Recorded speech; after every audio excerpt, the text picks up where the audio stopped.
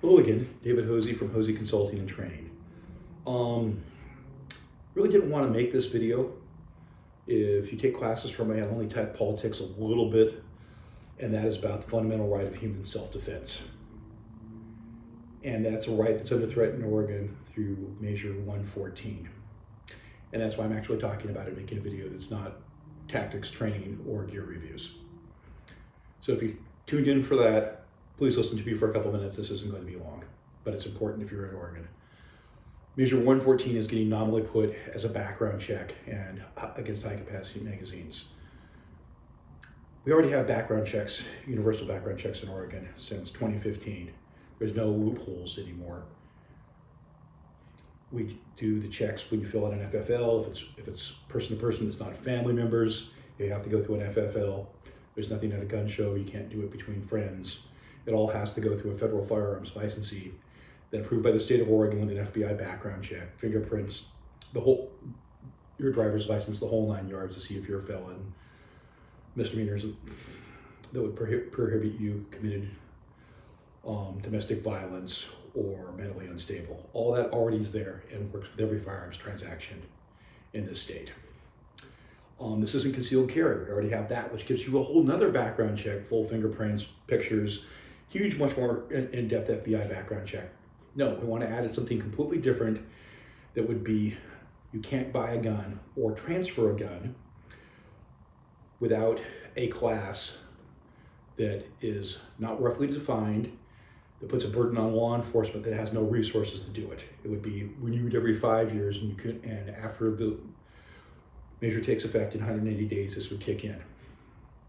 This would be if you want to buy a shotgun, if you want to buy a little .22 trainer, if you want to buy any form of gun or a home defense gun or concealed carry. You couldn't buy it without having to take this class. How do you take the class? They don't know. It may involve live fire, and it's a very rough thing, and it'll be administered by your local law enforcement. That would be the same sheriffs and police departments that are overwhelmed right now with crime and can't respond in large metropolitan areas to a lot of the violent crimes in progress. They're not going to have the time or resources to be able to do this.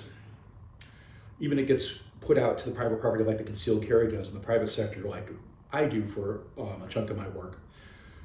That's still going to slow everything down. It's a fundamental human right to be able to get self-defense and not have a huge weight go through loopholes.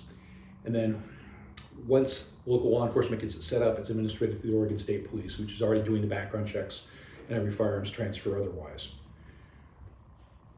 They have a delay on that, and they're some of the worst in the nation for delays. And there's no appeal if they give a delay, and for example, your name is similar to a wanted felon, and they delay your check. You have to work through a system on that. There'll be no appeal on this. So, no guns for you. They don't have to tell you the reason. So even if this works every 5 years, and this is going to be a discouragement for people that want immediately in their life to get a weapon for self-defense. I deal with a lot of my clients that are assault, rape, attempted murder, have restraining orders, or if you're in a position where you don't want that to happen in your life and you want to have something for self-defense, you're going to have to go through all these loops to jump through all these loops to do that. And an undefined system and with undefined costs, how much to be charged for that. So a lot of people in minority communities, in poor areas, where they can't afford to get out of a bad neighborhood, won't be able to get a self-defense weapon.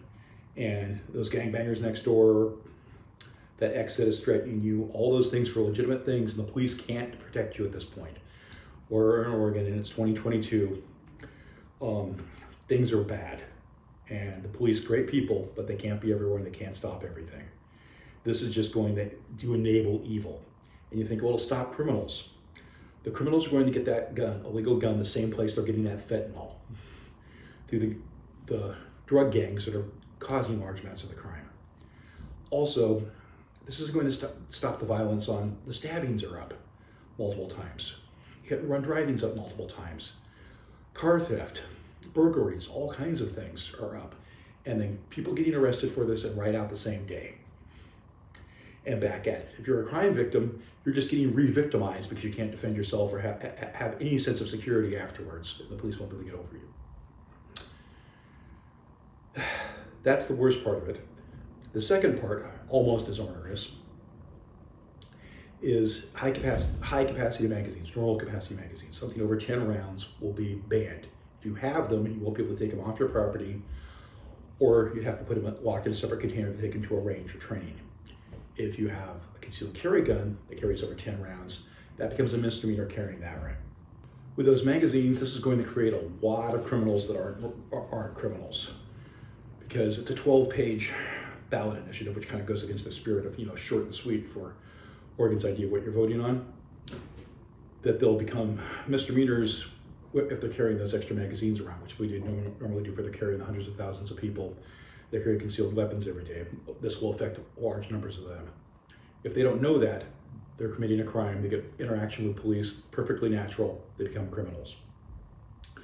It's criminalizing people that were following the law and just didn't know that the change happened. And I know ignorance of the law is no defense, but it's still going to happen.